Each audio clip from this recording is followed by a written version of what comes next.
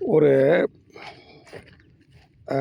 ஒரு நண்பி நம்ம தெரிஞ்சவங்க, நல்லா பழகுனவங்க, அவங்க திடீர்னு அவங்க பர்சனல் லைஃப்பில் ஒரு நாள் சொல்ல ஆரம்பித்தாங்க. எனக்கு கேட்டுட்டு வருத்தமாக இருந்தது. அவங்க என்னென்னாக்கா, எப்பயுமே முகநூல் பயன்படுத்துவாங்க. அவங்க பாருங்கள், நல்ல ஒரு கல்லூரியிலே பேராசிரியராக இருக்கிறாங்க. முகநூலில் அக்கௌண்ட் ஆரம்பித்து முகநூலில் போயிட்டுருக்கும்போது ஒருத்தர் வந்தார்.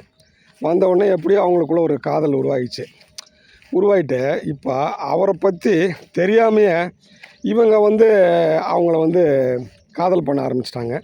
காதல் பண்ணி ஆரம்பித்து அது கல்யாணமாக ஆயிடுச்சு. கல்யாணம் ஆன முன்னே இப்போ அவரை பற்றி இவங்களுக்கு ஏற்கனவே தெரியாதில்ல. நிறையா தனியாக பேசினதில்ல, முகநூல்லே பேசிக்கிட்டாங்க.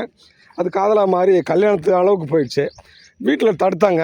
அவங்களுக்கு அப்பா அம்மா இருக்கிறாங்க. அந்த பொண்ணுக்கு தடுத்தாங்க. அதுக்கு அந்த பொண்ணு அவன் மேலே இருக்கிற காதலோ மோகமோ ஏதோ ஒன்று அதை ஒத்துக்கலை.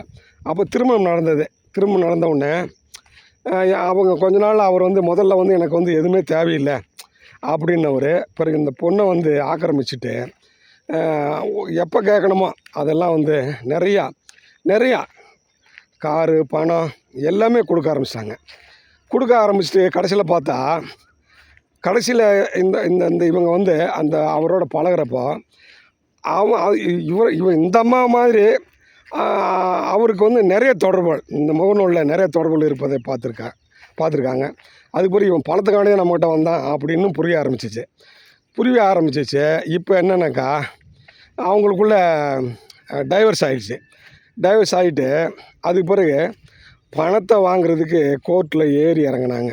இப்போ நான் எதுக்கு சொல்ல வரேன்னாக்கா, இந்த சமூகத்தில் நிறைய பேர் இந்த மாதிரி இருக்கிறாங்க.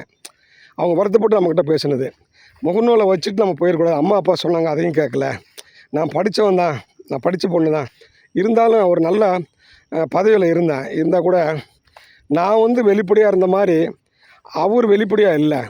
அவர் நான் அப்படி இப்படின்னு சொல்லி ஏமாற்றி எங்களுக்கு மெசேஜ் கொடுத்துட்டு நான் அதை நம்பி அப்படி போயிட்டேன். இப்போ என் வாழ்க்கை நடுத்தரவில் நிற்கிது அப்படின்னு சொல்லிவிட்டு இப்போ அவங்க இந்த திருமண வாழ்க்கையை ஒரு வெறுப்பாக பேசிகிட்டு இருக்காங்க. இதுதான் நான் இளைஞர்கள் சொல்கிறேன். நீங்கள் முகநூலில் போகிறப்ப அவன் ஆணா பெண்ணா இல்லை இரண்டும் கலந்தா அப்படின்லாம் தெரியல. நமக்கே இந்த மாதிரி தவறான மெசேஜ் கொடுக்குறாங்க. அவங்க திடீர்னு அது ஃபேக் அக்கௌண்ட்டாக இருக்குது. இப்படி நிறையா இருக்குது. அதனால் இளைஞர்களுக்கு நான் சொல்லுகிறேன், ரொம்ப கவனமாக இருக்கணும். இந்த மாதிரி பொது வழிகள் வருகிற போது யாரையும் நம்பிடாதீங்க. இந்த மாதிரி காசு வரையும் கடைசியில் போலீஸு அது இதுன்னு சொல்லிவிட்டு உங்களுக்கு போலீஸ் ஸ்டேஷன் அது இதுன்னு போக வேண்டிய சூழல் ஏற்பட்டுவிடும்.